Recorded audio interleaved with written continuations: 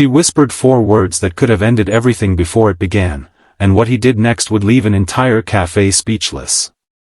Before we dive into this story, if you believe in kindness, in second chances, and in love that sees beyond the surface, take a moment to like this video, drop a comment below, share it with someone who needs a little hope today, and subscribe to Kindness Corner so you never miss a story like this one.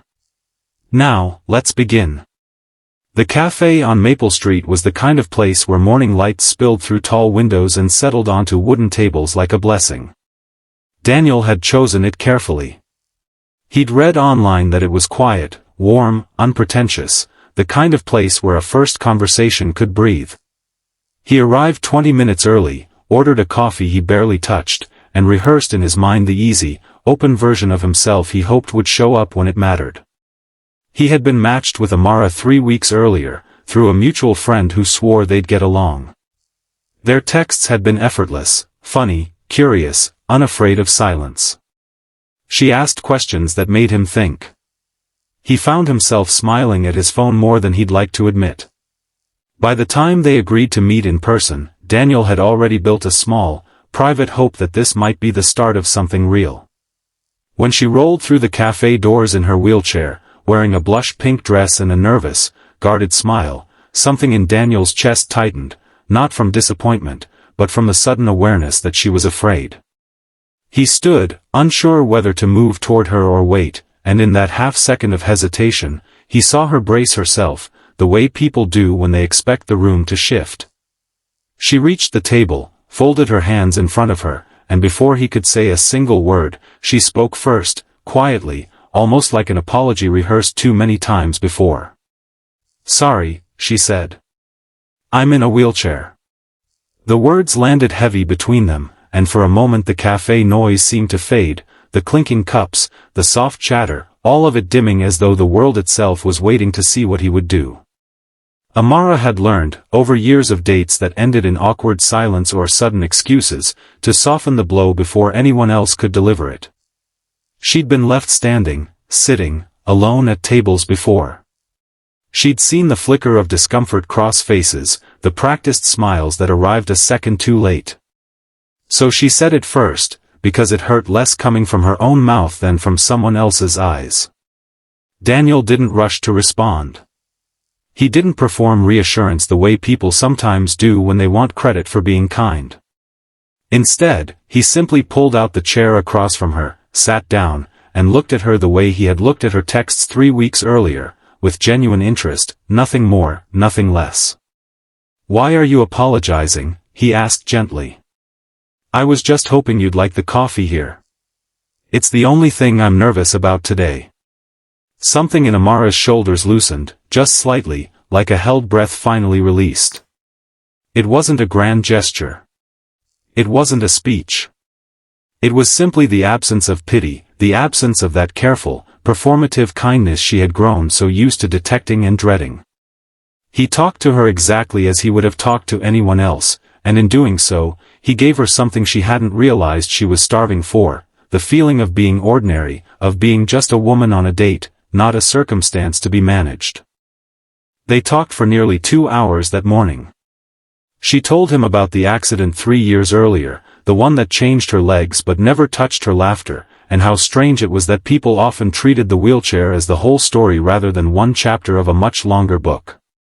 She told him about her job designing children's books, about the mural she was painting in her nephew's room, about the way she'd learned to love mornings again after a long stretch of not loving anything at all. Daniel listened the way people rarely do anymore, without waiting for his turn to speak, without glancing at his phone, without letting his eyes drift toward the door. He told her about his own quieter griefs, the ones people never guess just by looking at him, the father he lost too young, the years he spent building walls so thick that even kindness had trouble getting through. He admitted that he almost cancelled that morning, not because of her chair, which he hadn't known about beforehand, but because he'd grown so afraid of being disappointed again that safety had started to feel more important than connection. Sitting across from her, he realized how foolish that fear had been. As the afternoon light shifted and the café began to empty, Amara grew quiet for a moment, studying him with an expression somewhere between disbelief and hope. She asked him plainly why he wasn't uncomfortable, why he hadn't stumbled over his words or overcompensated with exaggerated cheerfulness the way so many others had. Daniel thought about it honestly before answering. He told her that the only thing that ever made him uncomfortable was cruelty, not chairs, not scars, not circumstances beyond anyone's control. He said that kindness wasn't a reaction to someone's struggle, it was simply the baseline of how he tried to treat every person who sat across from him. It wasn't a dramatic declaration of love. It wasn't a fairy tale ending wrapped in music and soft lighting. It was something steadier and, in its own way, more powerful, two people choosing to see each other clearly, without flinching, without apology, without the need for one person to shrink so the other could feel comfortable. Over the following months, their story unfolded slowly, the way real ones do. There were ordinary dates and difficult days, moments of doubt and moments of unexpected joy. Amara stopped rehearsing apologies before meeting new people in his life. Daniel learned the small, practical ways to walk beside her rather than ahead of her, literally and otherwise. Neither of them needed grand gestures to prove their care, they simply kept showing up, day after day, choosing presence over pity, partnership over performance. What began as a single sentence spoken out of old wounds, "Sorry, I'm in a wheelchair," became, over time, a story neither of them apologized for again.